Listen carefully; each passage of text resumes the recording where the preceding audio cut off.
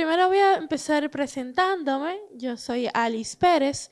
Yo trabajo como UX Manager en una compañía de AgTech. AgTech significa Advertising Technology. Nosotros lo que hacemos es eso que tú sientes que tu teléfono te escucha y luego te muestra publicidad de lo que tú estabas hablando, de lo que tú estabas buscando. Bueno, eso es Advertising Technology y en eso yo trabajo. Y trabajo liderando el equipo de UX de la compañía.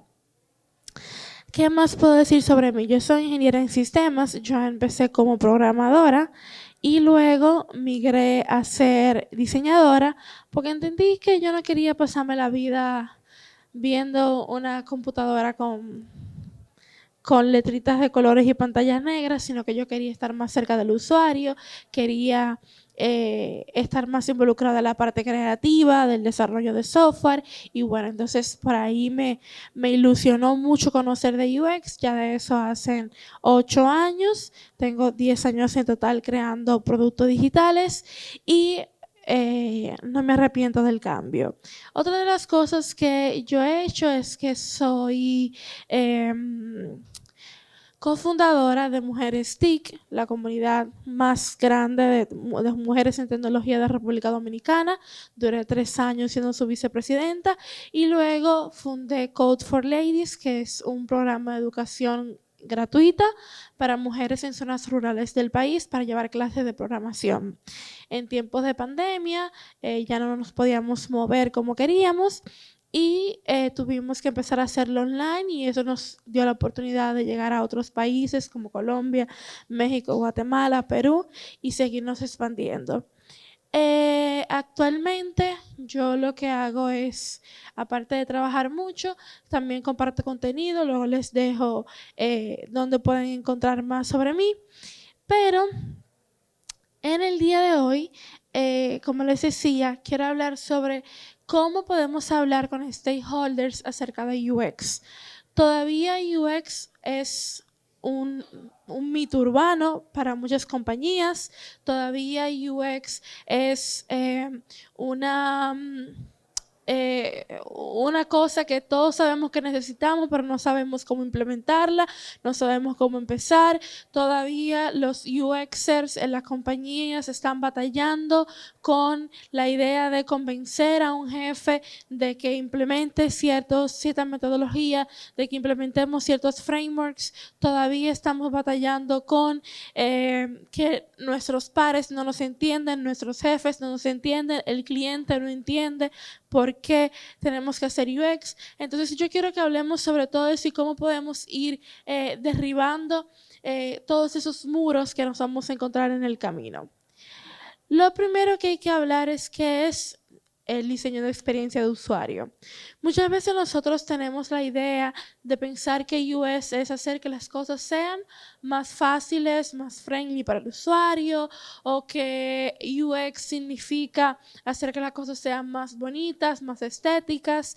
Y si bien es cierto, es parte del conjunto de cosas que tenemos que hacer para tener una buena UX. UX es, yo lo defino como el balance entre lograr las necesidades de los clientes y los objetivos del negocio.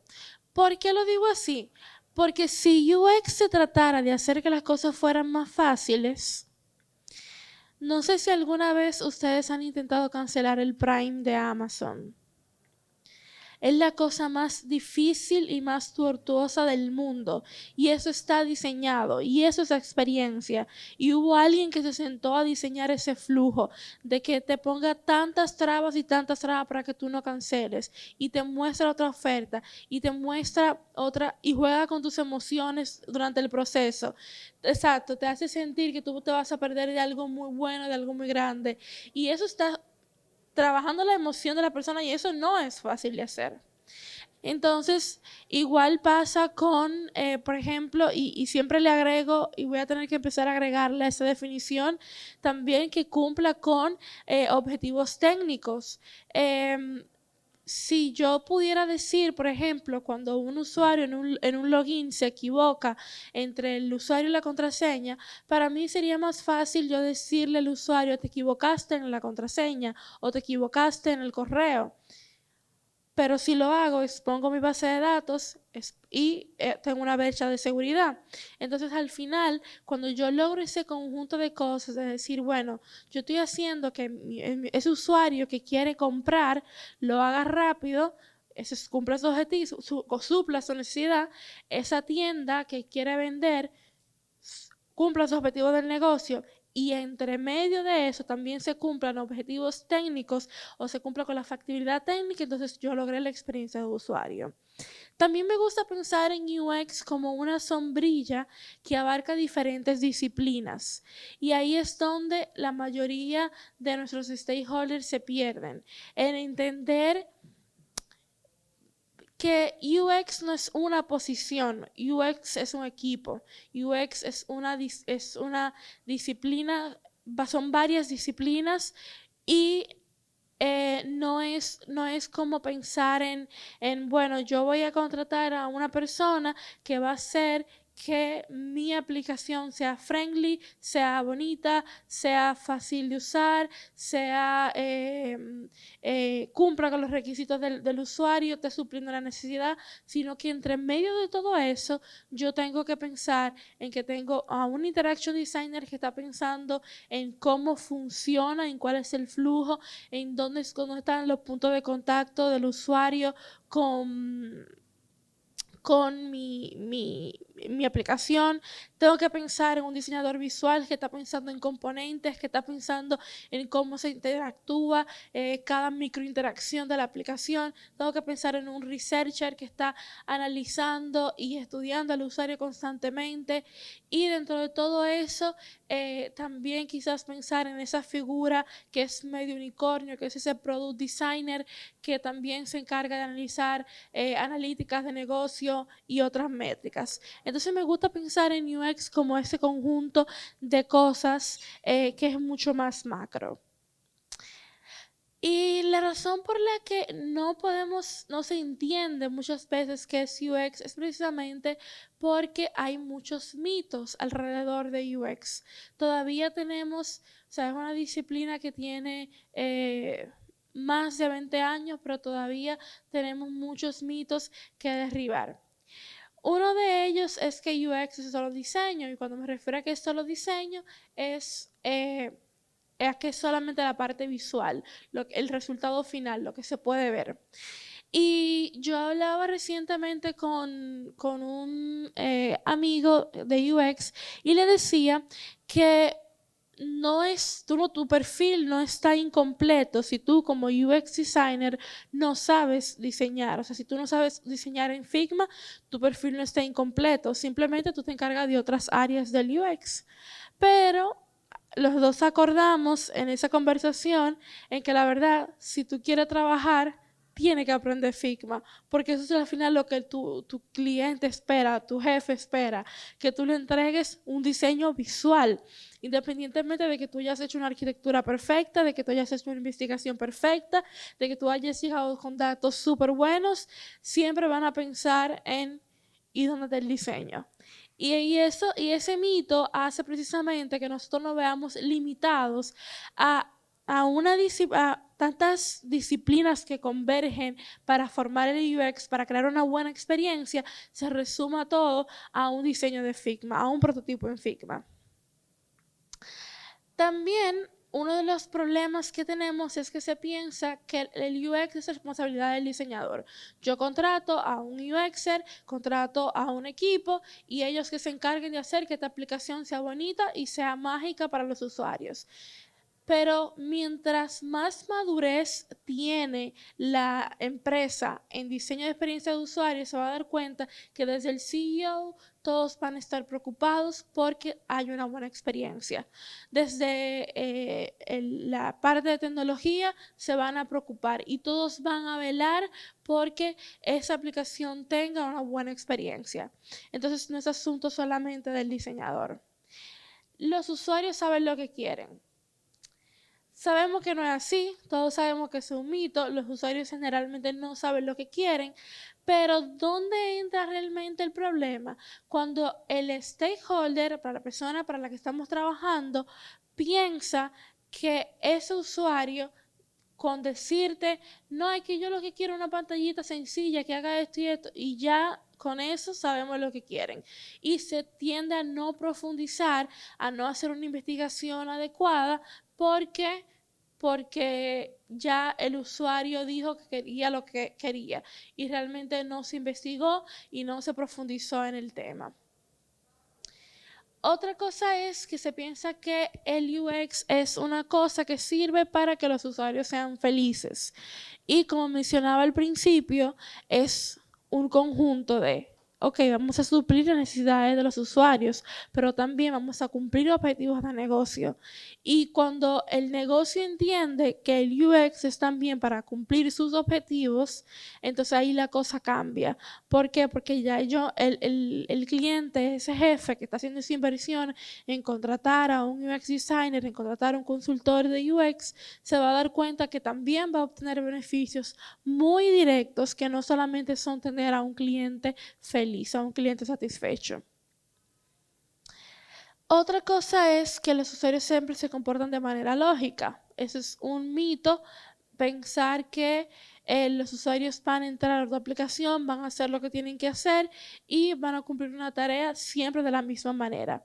Hay tantos factores emocionales al momento de utilizar una aplicación que es a veces casi imposible predecir todas las emociones que va a tener un usuario mientras está utilizando tu aplicación y tú poder empatizar con ellos. No sé si algunos de ustedes conocen ese framework que se llama mapa de empatía, que ahí es donde uno intenta ver, o sea, qué el usuario ve, qué siente, qué oye, qué puede palpar en la aplicación.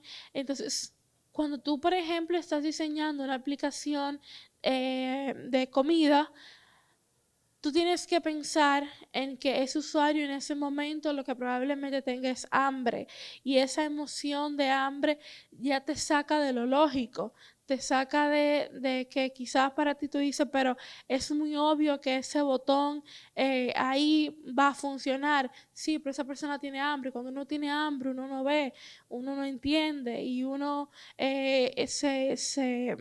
ya pierde esa parte lógica quizás, porque en ese momento tiene una emoción muy fuerte, un sentimiento muy fuerte que es hambre. O estoy en la calle, necesito un Uber, está lloviendo y por más lógico que parezca, por más obvio que parezca ese botón que está ahí, no lo encuentro porque estoy en una situación que me impide verlo. Y por supuesto, pensar que el UX es un gasto y no una inversión. Y yo creo que hay mucho, es parte del desconocimiento, de la falta de madurez en UX, pensar que cuando yo hago invierto en UX, dispongo dinero, dispongo recursos de la compañía para hacer UX, estoy haciendo un gasto y no estoy haciendo una inversión en mi producto para que el producto pueda deleitar a los usuarios y cumpla objetivos de negocio. Entonces, yo siento que no es per se nuestra responsabilidad decirle al dueño de la empresa, mira, esto que yo estoy haciendo, este trabajo es una inversión, porque se supone que ellos deberían ya saber en qué invierten su dinero cuando contratan, pero sí es parte de lo que tenemos que hacer como diseñadores, es educar en la medida de lo posible y evangelizar en la medida de lo posible para que nuestras compañías, para que nuestros pares, nuestros clientes entiendan que lo que están haciendo es una inversión y no un gasto. Entonces, cuando hablamos de stakeholders, ¿de quién estamos hablando? A mí me gusta dividirlo en tres grandes grupos, que son nuestros clientes, nuestros pares y nuestros jefes. Y a cada uno de manera individual tenemos que hablarle de cierta forma para que nos puedan entender. Empecemos hablando sobre cómo poder comunicarle el valor del UX a nuestros clientes. Esto en caso de que hagamos freelance o también dentro de una compañía, tenemos los clientes de la compañía y tenemos que hablar con ellos, que explicarle cosas a ellos. Una de ellos es que para poder hablar con clientes debemos evitar de a toda costa los lenguajes técnicos. Generalmente la gente tiene miedo a decir no entendí. La gente tiene miedo a sentirse que es estúpido. Y eso pasa en todas las áreas de tecnología. Siempre que tú estés explicando algo tecnológico, la gente tiene miedo a no expresar que, mira, lo que tú me explicaste en ese lenguaje técnico no lo entendí, va a sentir con la cabeza y al final no le va a ver el valor porque no lo entendió. Entonces, lo que se propone es tratar de evitar el lenguaje técnico, como en vez de decir arquitectura de información, decir, bueno, cómo se organiza la información dentro de la página web, por ejemplo, o dentro de la aplicación, de forma que el usuario pueda entender, el cliente pueda entender qué es lo que me están hablando sin necesidad de yo irme a un lenguaje muy técnico, una jerga muy técnica que no me entiendan. Es importante para el cliente que se le destaquen los beneficios, que entienda que lo que estamos haciendo, que esas horas que se están invirtiendo, que esas horas que están entrando en el roadmap del producto, en ese Gantt donde están todas las tareas, que el cliente vea que me están cobrando unas horas extras o unas horas ahí de más que son de UX. ¿Para qué? Porque vamos a investigar a tu usuario, lo vamos a conocer mejor, vamos a impactar en necesidades puntuales de los usuarios, vamos a hablar con los usuarios en el lenguaje que ellos entienden, y cuando ellos vean y puedan entender esos beneficios, va a ser mucho más fácil asimilar esos costos en UX. Muestra y no cuentes. A la medida de lo posible es importante que nosotros mostremos al usuario ejemplos, cosas vivas, cosas materiales que le podamos presentar, que ellos puedan ver. Yo generalmente cuando hago una propuesta para un cliente freelance, trato de meterle, aunque sea un mock-up en baja de lo que yo voy a hacer. ¿Por qué? Porque entienden mejor el resultado final, pueden ver mejor qué es lo que yo le voy a plantear. Si no quiero hacer un mock-up, bueno, pues me voy a Dribbble, me voy a Behance, busco un ejemplo, le digo, mira, esto es más o menos lo que yo te voy a crear. Y de esa manera va a ser mucho más fácil comunicar el valor de lo que yo estoy haciendo. Y por supuesto hay que tratar de relacionar los objetivos del negocio que tiene mi cliente con el UX. ¿Cómo me ayuda a mí diseñar? Yo invertir horas de diseño, invertir horas de investigación, invertir horas de yo sentarme a mapear una aplicación, a hacer un montón de cosas de entregables. ¿Cómo me ayuda eso a yo poder lograr los objetivos del negocio? ¿Qué es que me conozcan más? ¿Qué es que me compren más? ¿Qué es que dejen el carrito, que no me dejen el carrito abandonado en la tienda? Que me puedan contactar más por el formulario de contacto y ese tipo de cosas. Si ese es el objetivo del negocio del cliente, va a ser más fácil explicarlo si yo puedo relacionarlo a esos objetivos. Y por supuesto hay que fomentar la colaboración. Y yo recuerdo que esto yo lo aprendí como en mi primer año como UX designer y es algo que sigo aplicando. En la compañía donde yo trabajaba no solíamos encerrarnos el equipo de la compañía y decir, bueno, vamos a hacer UX, vamos a hacer un workshop y vamos a pensar nosotros qué es lo que el cliente necesita, o vamos a hacer entrevistas y vamos a hacer qué es lo que el cliente necesita. No. Nosotros lo que hacíamos era primero, hacer entrevistas, hacer investigaciones, si el usuario tenía, por ejemplo, un Google Analytics conectado o alguna otra aplicación de métricas, analizábamos esas métricas, pero luego nos íbamos con toda esa información que podíamos recopilar de la competencia también, de buscar referencias y armábamos una presentación, se la presentábamos a nuestros clientes y ahí hacíamos un workshop de ideación. Y en ese workshop de ideación incluíamos a los clientes y les decíamos que ahora a partir de todo esto que sabemos, que ahora conocemos mejor a nuestro cliente, ya tenemos nuestro user persona creado, ya sabemos qué hace la competencia, sabemos qué referencias podemos tomar del mercado, de cosas que existen. Entonces a partir de ahí vamos a sentarnos a diseñar y ahí con post-its, con un montón de cosas, empezábamos ahí a diseñar, a pegar en una pizarra en conjunto con el cliente. Y eso tenía un impacto tan grande de que el cliente no solo sentía que estaba pagando por un proceso de diseño y ya, sino que también ellos eran parte de ese proceso. Y cuando tú haces al cliente parte del proceso de ideación y ese workshop de discovery, de ver qué va a tener esa aplicación, qué nuevas features o cómo solucionar un problema, créeme que tiene un impacto súper importante porque ya el cliente siente que está viendo, o sea, y está participando de lo que le estamos cobrando como parte del diseño. Entonces, a mí esta parte me gusta mucho. De hecho, en el Caribbean Conference pasado, hablé sobre cómo hacer un handoff entre el equipo de diseño y al equipo de desarrollo. Y hablaba de eso porque hablar con nuestros pares es una de las cosas más difíciles.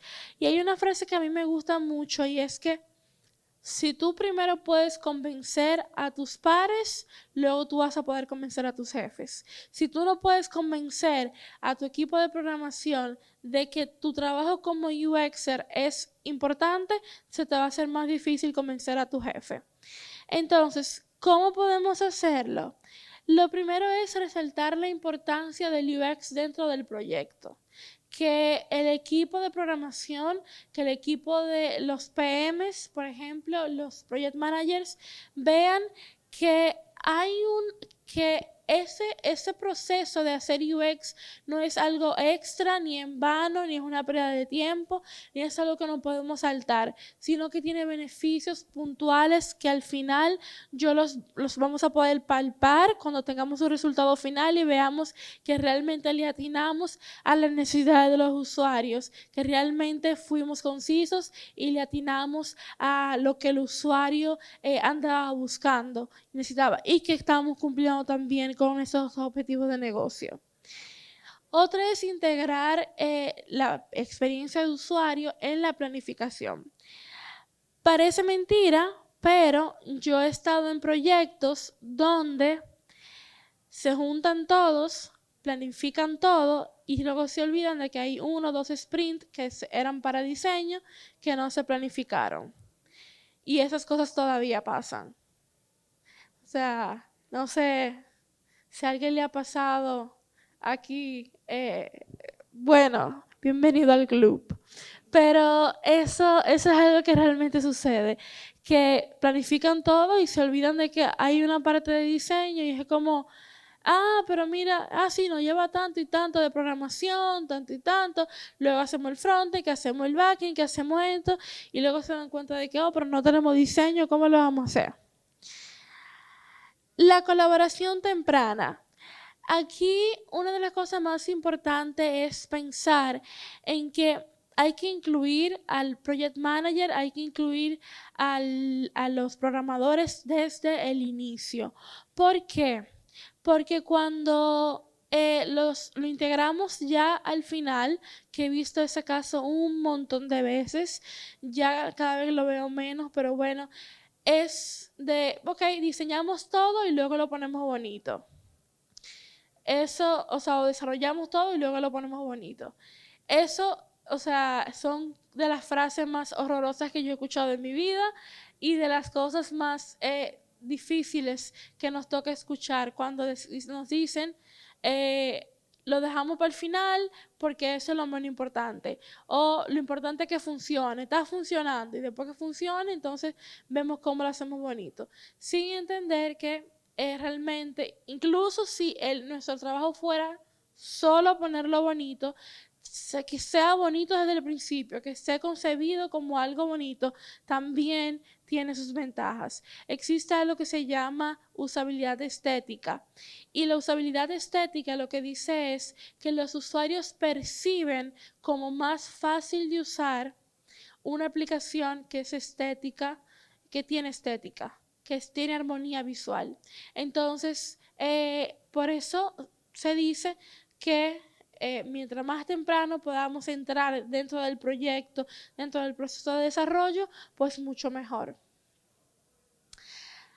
Otro punto importante es que hay que entregar entregables claros, y ahí es culpa nuestra, culpa de nosotros los diseñadores, que muchas veces no somos tan concisos en los entregables que hacemos a los desarrolladores. Y pasa porque al final entregamos un Figma suelto, que muchas veces está desordenado, que muchas veces no cumple, no tiene todo lo que el desarrollador necesita. Por ejemplo, tenemos un diseño y entregamos solamente el Happy Path. ¿Qué se refiere con el Happy Path? El usuario entró a esta pantalla, hizo clic aquí, pasó aquí, y aquí tú tienes 12 pantallas. Perfecto. Pero ¿qué pasa cuando ese dashboard precioso que tú diseñaste todavía no tiene data y está vacío?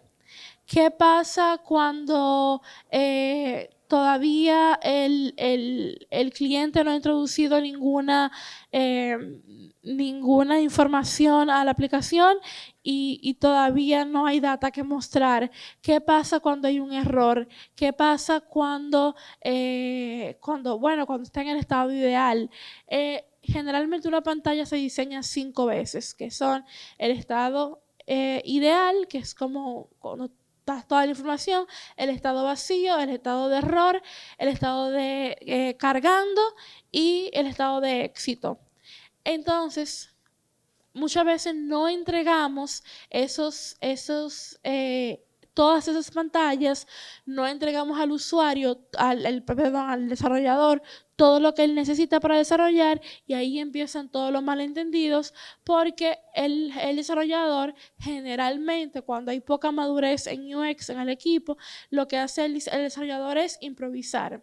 Y ahí no nos podemos quejar porque nosotros no entregamos todo lo que deberíamos entregar. Entonces, ese es un punto súper importante dentro del el proceso de hablar con los desarrolladores. ¿Cómo hablar con tus jefes? Los jefes son una cosa aparte, porque los jefes hay que hablarle en otro lenguaje, que no es necesariamente de beneficios, porque quizás ellos nos contrataron sabiendo ya que nosotros podíamos entregar algún beneficio a la compañía. Ellos saben o investigaron por ahí, se nutrieron por algún lugar y saben el valor de lo que deberíamos entregarles. A ellos hay que hablarles con performance, a ellos hay que hablarles con KPIs, cómo esa aplicación, cómo lo que yo hago está dejando con números, con datos reales, con data que se pueda palpar y que se pueda comparar. Entonces, yo les traje una listica de algunos KPIs súper importantes que tenemos que cumplir, o que no todos, pero de acuerdo al proyecto que estamos trabajando, deberíamos cumplir. Uno de ellos es la tasa de conversión. Tasa de conversión significa qué cantidad de clientes entran a la aplicación o a la página web y cumplen con el objetivo de esa página. Por ejemplo, puede ser que yo lo que quiera es convertir esos usuarios desconocidos, los quiero convertir en leads, lo quiero convertir en clientes conocidos, en personas conocidas. Para eso necesito que me dejen sus datos. Entonces yo quiero saber qué porcentaje de si me entraron 100 clientes y solo 10 completaron el formulario, entonces mi tasa de conversión es de un 10%.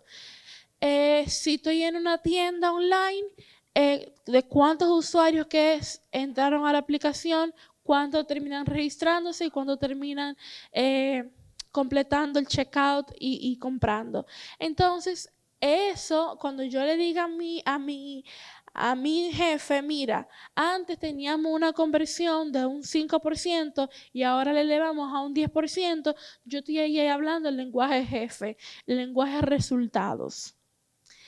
Otro importante es el tiempo en la página. Eso sobre todo en páginas web donde el usuario, metemos un montón de información para que el usuario lea, para que el usuario consuma. Hablar de tiempo es súper importante. Entonces, ahí nos vamos a dar cuenta de que lo más importante es tener dentro de nuestra página una manera de que el usuario pueda escanear fácil la información y consumir la información y quedarse en la página por el más tiempo posible. Otro es la velocidad de carga. La velocidad de carga también es un tema de nosotros, parece más un tema de desarrolladores, pero nosotros tenemos mucho que ver en la velocidad de carga, porque si incluimos imágenes súper pesadas, si incluimos imágenes que no dicen nada y que solamente están ocupando espacio, todo eso aumenta la velocidad de carga, así que también es responsabilidad nuestra como diseñadores. También el índice de abandono. Si nuestra página web, por ejemplo, la gente entró, tardó 3 segundos y salió, creo que esa es la métrica que mide Google Analytics para indicar la tasa de rebote. Quiere decir que como UX designer no fuimos capaces de hacer que esa página sea lo suficientemente atractiva para que el usuario quiera quedarse y seguir scrolleando y seguir haciendo clic y seguir investigando. Entonces, esa primera parte que se le llama el hero, el héroe de la página, porque ahí es donde yo te voy a cautivar con un texto, con una imagen llamativa que te motive a seguir navegando. También está el NPS, que el NPS es una métrica que hay que tomarla con pinza, pero generalmente es ese cartelito que te salen algunas aplicaciones que te pregunta qué tan probable es que tú le recomiendes esta aplicación a otra persona. Entonces, cuando el usuario te responde, mira, si es muy probable que esta aplicación yo la recomiende porque a mí me resuelve la vida, porque a mí me resuelve mi trabajo, entonces ahí yo puedo decir que realmente mi aplicación está cumpliendo su función. Y eso es una muy buena métrica también para mostrar. Decir, mira, al principio nuestros usuarios decían que estaban solamente del 1 al 10 había un 5% de probabilidades que la recomendaran y ahora subió a un 7 y ahora subió a un 8 porque integramos nuevas features, nuevas microinteracciones que deleitan al usuario y que hacen que el usuario quiera seguir utilizando la aplicación. La otra está la tasa de retención de usuarios, es muy importante. La tasa de retención se mide en cuántos usuarios continúan utilizando el producto o servicio con el tiempo. O sea, cuántos usuarios son capaces de entrar a la aplicación y de volver y volver. También eso se mide como el stickiness, que es qué tan pegajosa se vuelve mi aplicación para los usuarios, qué tanto vuelven y vuelven. Y créanme que eso es parte del proceso de diseño, poder diseñar funcionalidades que motivan al usuario a entrar otra vez. Por eso, por ejemplo, aplicaciones como Facebook todo el tiempo te están diciendo, mira, un amigo hizo esto, tienes un nuevo amigo, tienes una nueva solicitud, para que tú todo el tiempo vuelvas y vuelvas y vuelvas a la aplicación. Es una muy buena métrica para mostrar el valor de lo que estamos haciendo. La efectividad en la búsqueda, que es, como lo dice su nombre, qué tan efectivo es para los usuarios encontrar cosas dentro de nuestra página, los errores del usuario. Ya hay muchas aplicaciones que podemos integrar a nuestros productos que nos indican qué tanto los usuarios se equivocan. Por ejemplo, cada vez que se dispara un evento de error en nuestra página, ya sea porque un campo era obligatorio y no lo completó, porque un campo lo escribió en el formato incorrecto, y mire, teníamos un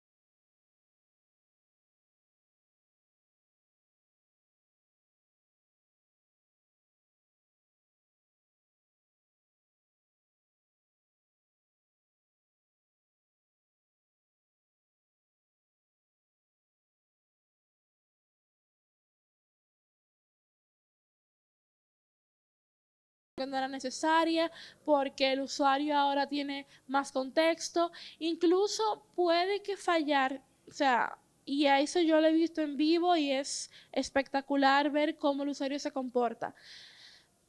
Un comando incorrecto, que muchas veces nosotros no tenemos gente de contenido en los equipos, se ignora el UX Writer, la persona de contenido, el diseñador de contenido, y un comando incorrecto puede hacer que el usuario se tome más tiempo en saber a qué darle clic. O porque, por ejemplo, hay dos botones que tienen la misma jerarquía visual y ya eso causa que haya más problemas y más inconvenientes. Entonces, los dejo con esta frasecita. Y es que hablar abierto y sinceramente sobre UX con los stakeholders es el camino hacia una colaboración que funciona, la visión del negocio con el bienestar de los usuarios, creando así experiencias que marcan la diferencia y fomentan el éxito conjunto. Les dejo aquí mi LinkedIn y mi Instagram, donde yo suelo compartir información sobre UX y comparto también experiencias laborales, si me quieren seguir por ahí. Y por ustedes haber estado aquí, yo les tengo un regalo, y es que si les interesa tener una mentoría conmigo, me pueden agendar ahí en ese link. ADP Leads es una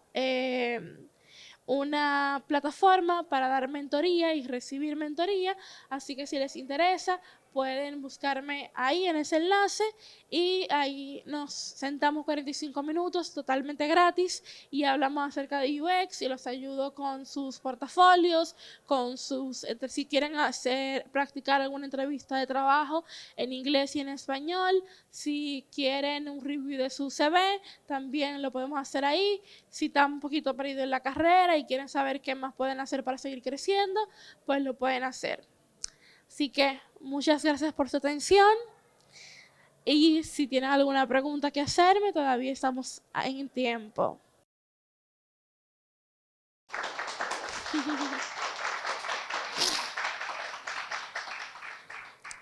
Preguntas, comentarios, situaciones que le hayan pasado en sus trabajos.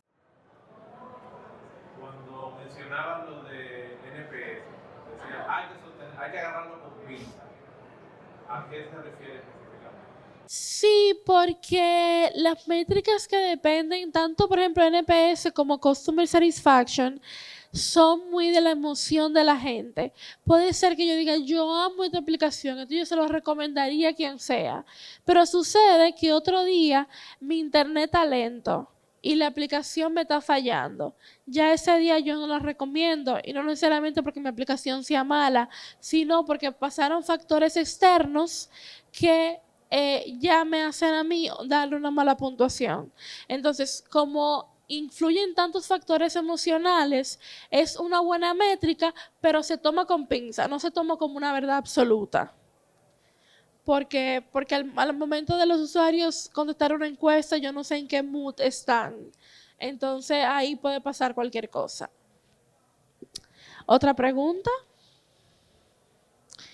Bueno, si no tienen más preguntas, agradecerles nuevamente por estar aquí y espero que hayan podido sacarle suficiente provecho a esta charla y que sigan sacándole provecho a las demás charlas que vienen a continuación.